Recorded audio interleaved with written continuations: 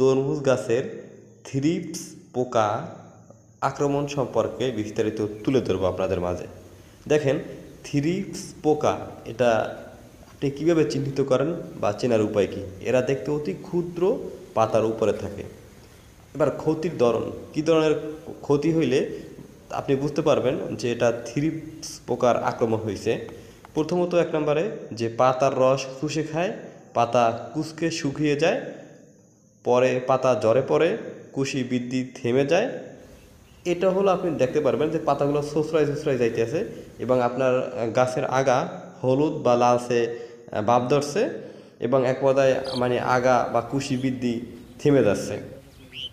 দেখেন, দমন ব্যবস্থা কীভাবে দমন করতে পারেন।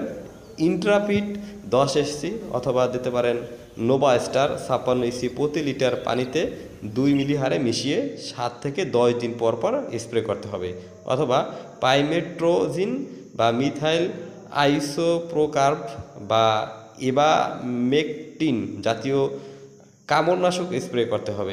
এই পোকা যত বেশি দমন করার জন্য সময় বেশি নেবেন, আপনার ফসলের কিন্তু ক্ষতি তত বেশি হবে। তাই যত দ্রুত সম্ভব আপনি এগুলো স্প্রে করুন এবং এই পোকাগুলোকে দমন